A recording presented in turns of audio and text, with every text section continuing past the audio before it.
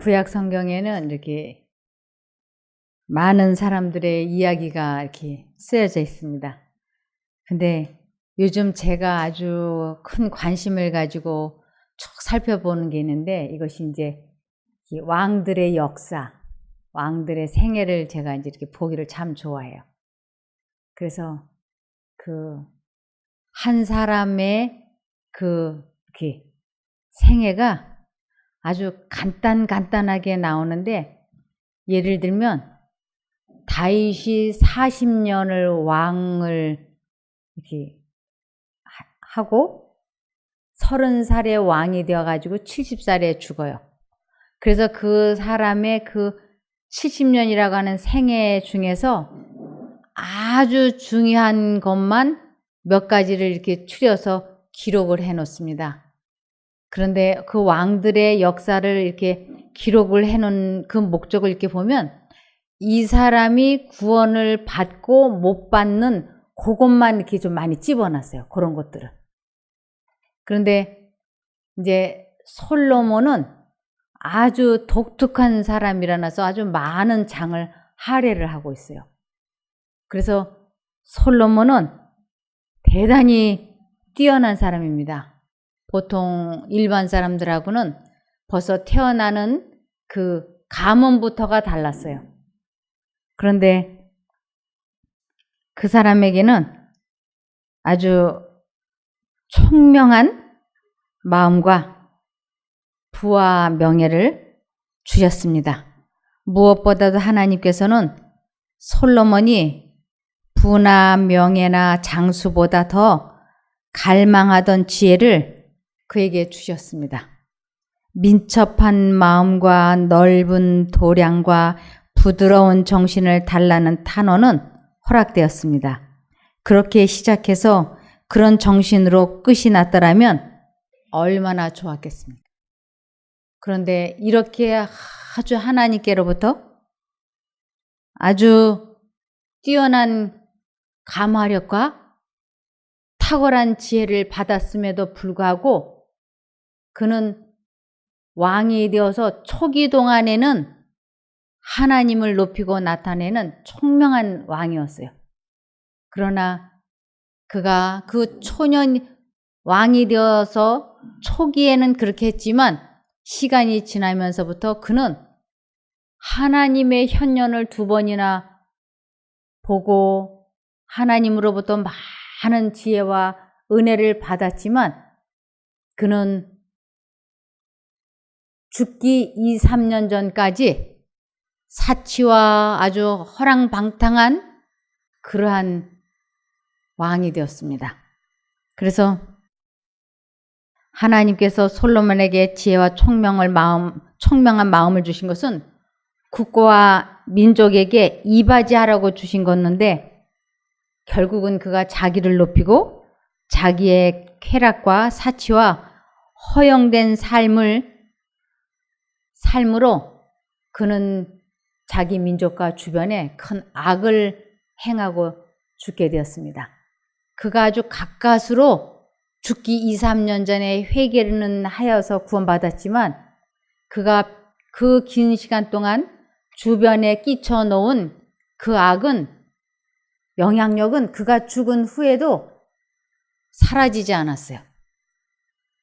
그런데 이러한 솔로몬에게 왕권을 넘겨주면서 다윗이 자기 아들에게 아주 간곡한 그 유언을 했던 것이 열왕기상 2장 1절입니다. 다윗은 죽을 날이 가까워 오자 자기 아들 솔로몬을 불러 이렇게 유언하였다. 이제 나는 세상 사람들이 다 가는 길을 가게 되었다. 너는 남자답게 굳세게 살며 내 하나님 여호와의 명령을 지키고 그분의 모든 법과 규정을 모세의 율법책에 기록된 그대로 실천하여라.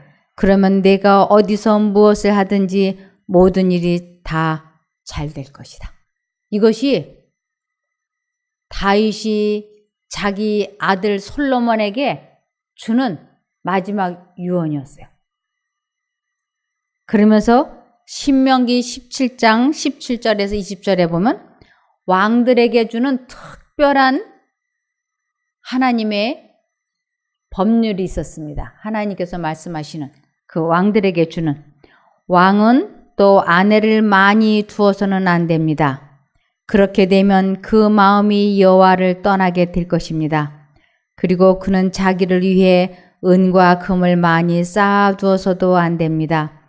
누구든지 왕위에 오르는 사람은 레위 지파의 제사장들이 보관하고 있는 율법서를 베껴서 그 사본을 자기 곁에 두고 평생 동안 읽으며 그의 하나님 여호와를 두려운 마음으로 섬기는 법을 배우고 거기에 기록된 모든 법과 규정을 충실히 지켜야 합니다.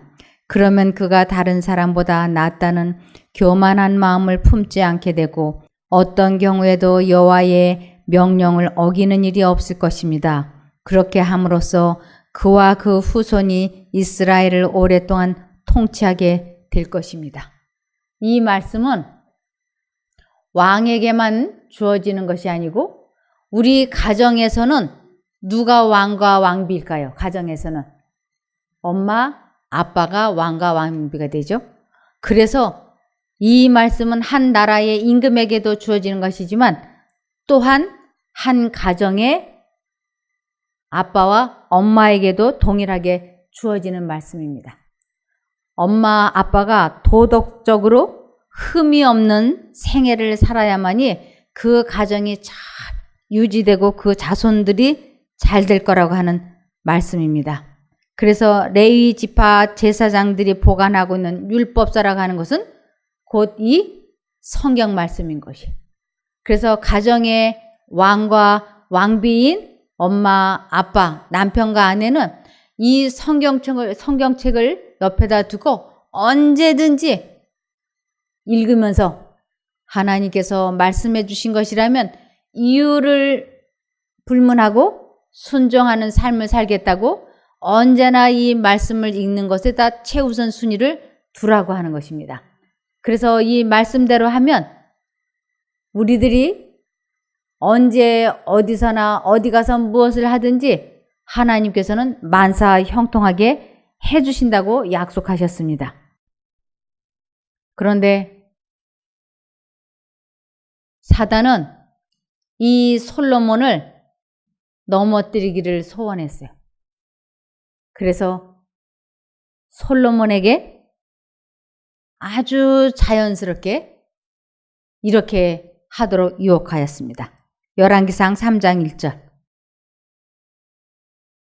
솔로몬의 결혼 외교입니다.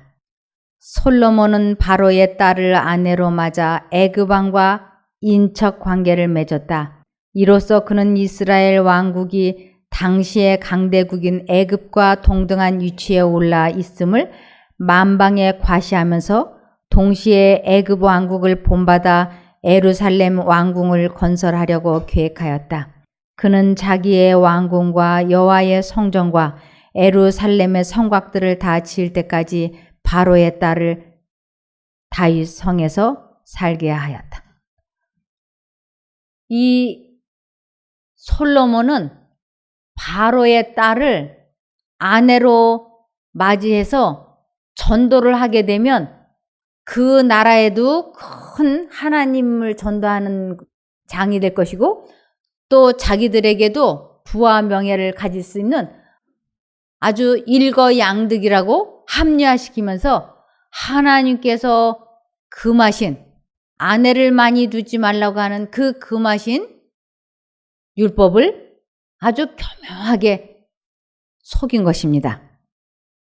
그것을 어긴 것입니다.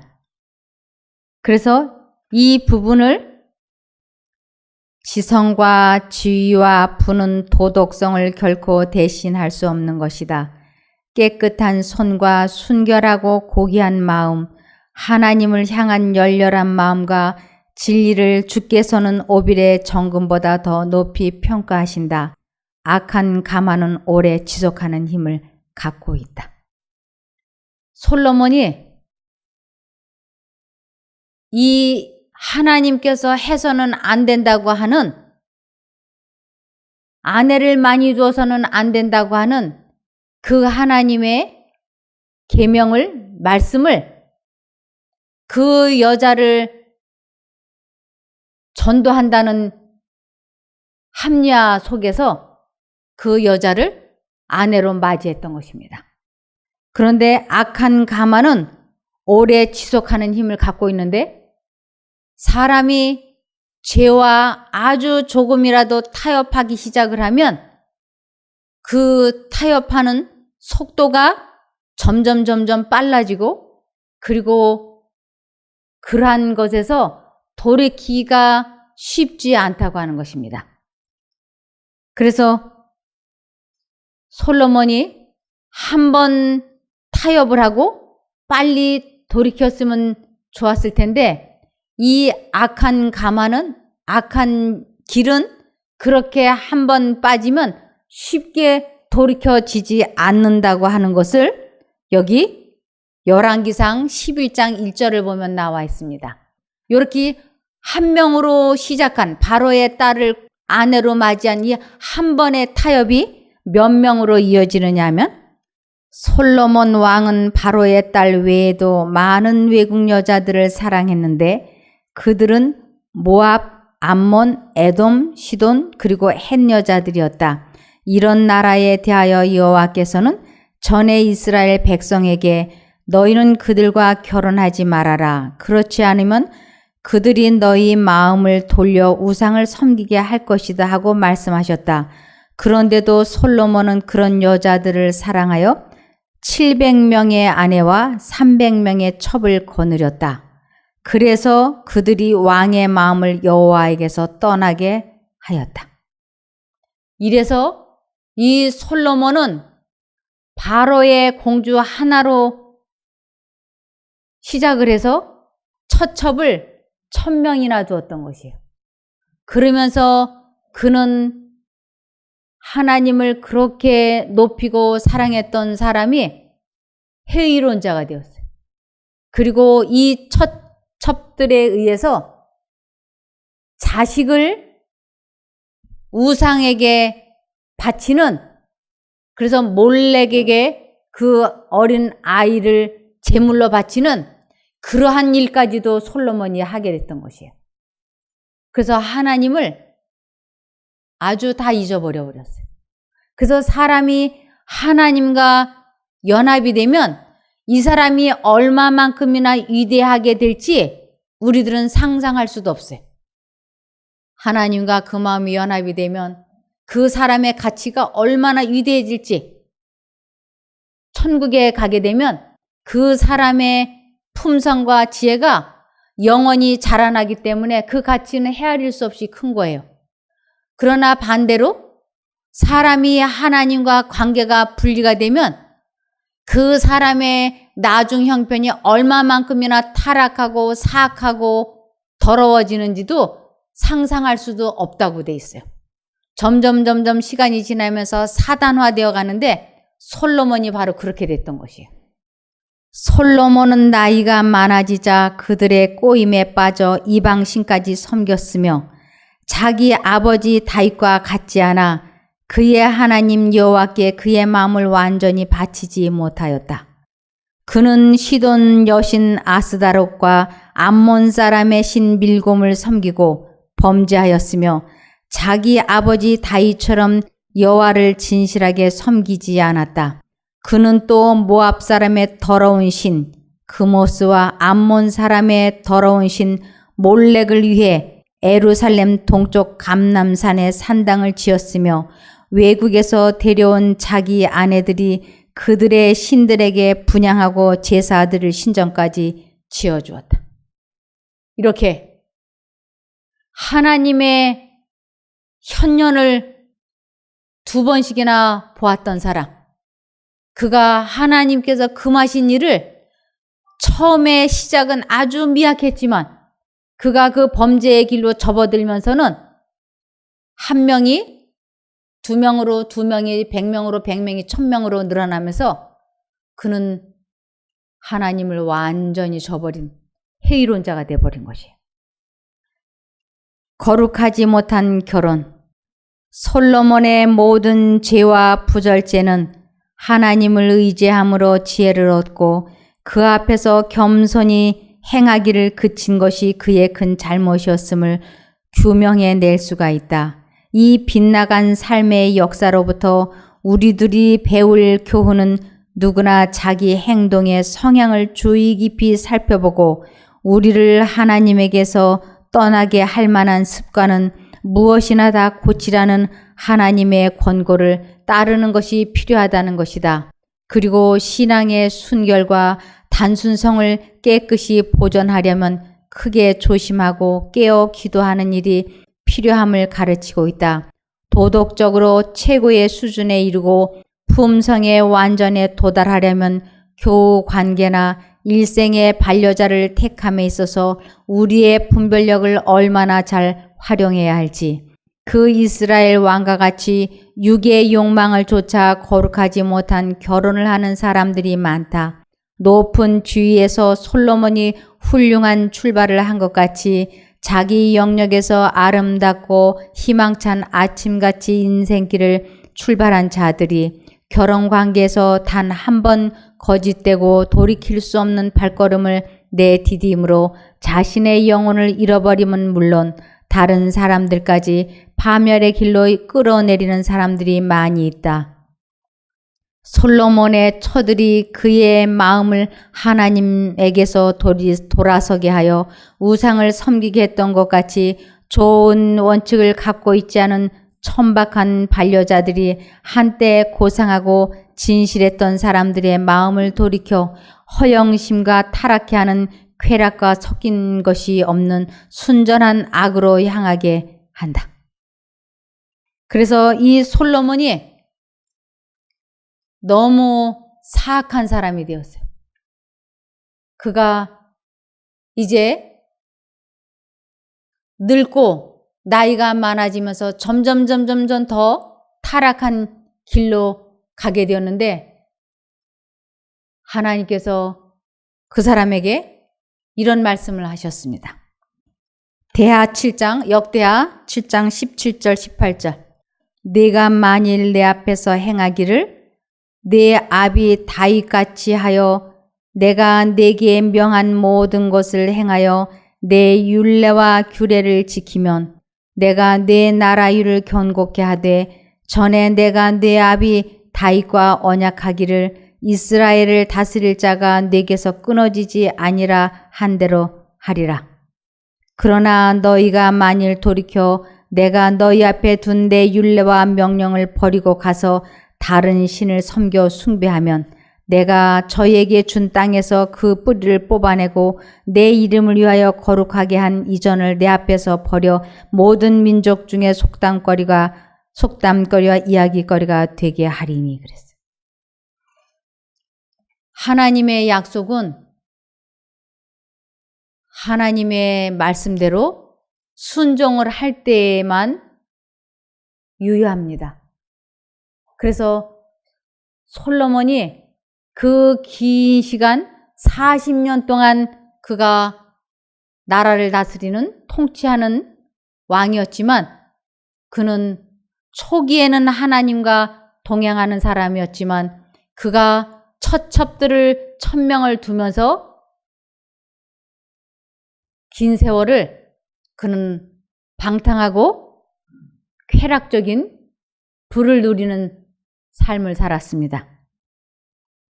그래서 여기 잠언에는 잠언 28장 26절을 보시면 자기의 마음을 믿는 자는 미련한 자요 지혜롭게 행하는 자는 구원을 얻을 자니라. 자기의 마음을 믿는 자는 미련하다고. 하나님의 말씀을 믿고 자기를 부인하는 자기 생각을 포기하는 자만이 구원을 얻는 것인데 솔로몬이 이것을 잊어버린 것이었어요. 그러면서 잠언 29장 1절에 자주 책망을 받으면서도 여전히 고집을 피우는 사람은 예기치 않은 패망을 당하고 구제가 불가능한 사람이 되고 말 것이다. 자주 책망을 받으면서도 고집이 세다고 하는 것은 양심 가운데 분명히 하나님의 음성이 들려오는데 요번 한 번만 하고 죄와 타협을 하면서 자기 고집을 계속 가다 보면 어느 날 뜻하지 않는 재앙이 이르러 올 거라고 하는 것이. 예를 들면 인터넷 게임이 하고 싶다 하는 생각이 이렇게 들어올 때 하나님의 음성은 분명히 들려오는 것이. 공부해야 되는데, 숙제해야 되는데, 이렇게 분명히 들려오는 것이. 이러면 안 되는데. 이 두 생각이 들려올 때 내가 인터넷 게임을 2시간, 3시간 하자는 게 아니야. 30분만 하자는 거야. 30분. 아니야. 시작은 30분으로 시작을 하지만 하게 되면 3시간, 5시간 하게 되잖아. 하면 안 돼. 이것이 하나님의 책망인 거예요. 그런데 이것을 책망을 거절하고 아니 그러면 인터넷 게임을 30분 하지 말고 10분만 뭐가 있는지 10분만 알아보고 바로 숙제하고 공부하자. 이렇게 안 돼.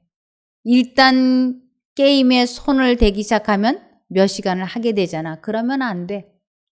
아니 5분만 이렇게. 그러면서 두 가지 생각이 있을 때 게임에다 손을 대는 것이. 처음에는 5분만 10분만 하던 것이 30분이 지나가고 30분이 1시간이 지나가고 나중에는 공부는 내일 하기로 하고 오늘은 게임을 끝까지 해보자. 이렇게 하는 것이. 그러면 학교 성적이 당연히 떨어지고 그러면서 나중에는 수능 시험 보는 그 전날 새벽까지 하는 사람을 봤어요. 새벽. 그리고 가서 수능 시험을 보니까 보다가 좋은 거예요. 그러면서 그가 성적이 좋지 않게 나왔기 때문에 그는 원하는 대학을 갈 수가 없었어요. 재수를 해도 똑같은 일이 반복이 되었어요. 게임에 계속 재수를 해도 성적이 오르질 않았어요. 그것은 자주 책망을 받으면서도 여전히 고집을 피우는 사람은 예기치 않은 패망을 당하고 구제가 불가능한 사람이 되고 말까라고 하나님께서 말씀을 하셨기 때문에 아무도 하나님의 음성을 무시하고 불순종하면서 나는 잘 될 거라고 생각하는 것은 큰 착각이라고 하는 것이. 하나님께서 말씀하신 것은 현실이 되는 것이에요. 그래서 이 솔로몬이 그가 한 명으로 시작을 해서 1000명의 처첩을 두고 그가 좋지 않은 여러 가지 실수를 하고 죄를 범할 때 하나님께서는 그 사람 마음에 아주 강력하게 역사하셨어요. 우리들 마음에 게임을 하면 안 돼. 아니 게임하고 싶어. 이럴 때 우리가 게임을 하게 되면 자꾸 말씀을 하시는 것처럼 솔로몬에게도 계속 하나님께서는 끊임없이 말씀을 하셨어요. 하나님께서는 사람들을 포기하지 않으세요. 당신의 사랑하는 사람들이기 때문에 한 사람도 포기하지 않으세요. 그래서 하나님을 믿는 사람이 됐든 믿지 않는 사람이 됐든 누구에게든지 그분은 끊임없이 마음의 생각으로 호소하시는 것이. 우리들이 밤늦게까지 공부를 한다든지 일을 한다든지 게임을 한다든지 도박을 한다든지 책을 읽는다든지 그럴 때 우리 마음속에 피곤하다. 자고 싶다. 이것이 내 생각인 것 같지만 그것은 하나님의 명령이에요. 하나님의 생각인 거예요. 그럴 때 그 생각이 들어올 때 이유를 불문하고 하나님께서 말씀하신 거기 때문에 네 알겠습니다. 그리고 덮어놓고 자해지 되는데 사단은 우리의 원수이고 하나님의 원수인 사단은 우리들을 망가뜨리고 병들게 하기 위해서 오늘 하루만 이것을 마지막까지 읽고 일 다 하고 그런 다음에 새벽에 한숨 자자. 그리고는 끝까지 일을 마무리하려고 하는 생각을 주입을 시키고, 그래서 우리는 끝까지 그 일을 다 하고 나면 건강이 소금 녹듯이 샥샥 녹아내리는 거지. 이것을 반복하게 되면 누구에게나 재앙이 이르러 올 수 있는 것이. 이 재앙, 어떤 질병이라든지 사고라든지 어려움이 누구에게나 올 수 있는 것입니다. 그래서 자기의 마음을 믿는 자는 미련하다고. 괜찮을 거야, 괜찮을 거야. 절대로 괜찮지 않다고 하나님께서는 말씀하신 것이에요. 그래서 하나님께서 이 솔로몬을 구원하시고자 이제 솔로몬을 가만히 보니까 그렇게 하나님께서 평생을 그의 마음에 호소를 하셨음에도 불구하고 솔로몬이 듣지 않으니까 이제 그에게 마지막 말씀을 하신 것이에요.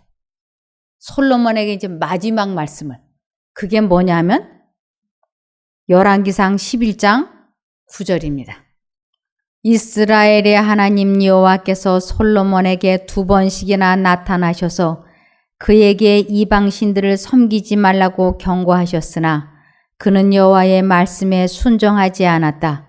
그래서 여호와께서는 솔로몬의 마음이 자기에게서 떠난 것을 보시고 분노하시며 그에게 이렇게 말씀하셨다. 너는 나와 맺은 계약을 어기고 내 명령을 지키지 않았다. 그러므로 내가 반드시 나라를 내게서 빼앗아 내 신하에게 주겠다. 그러나 내 아버지 다윗을 생각해서 내 생전에는 이렇게 하지 않고 내 아들에게서 나라를 빼앗을 것이다. 하지만 나는 그에게서 나라를 다 빼앗지 않고 나의 종 다윗과 내가 택한 예루살렘을 위해 한 지파를 그에게 주어 다스리게 하겠다. 이제 솔로몬에게 하나님께서 마지막 말씀을 하시는 것이 촛대를 너에게서 이제 옮긴다라는 뜻이에요. 우리 사람들에게도 하나님께서 끊임없이 마음에 호소를 하세요. 그렇게 하면 안 돼, 그렇게 하면 안 돼. 그러는데도 계속 하나님의 뜻에 불순종을 하게 되면 하나님께서는 우리들에게도 그런 마지막 말씀을 하실 수 있는 거예요. 너 이렇게 되면 병 나는데? 이러면 안 되는데? 그러는데도 그 경고를 무시하면 그것이 현실이 된다니까요. 우리들이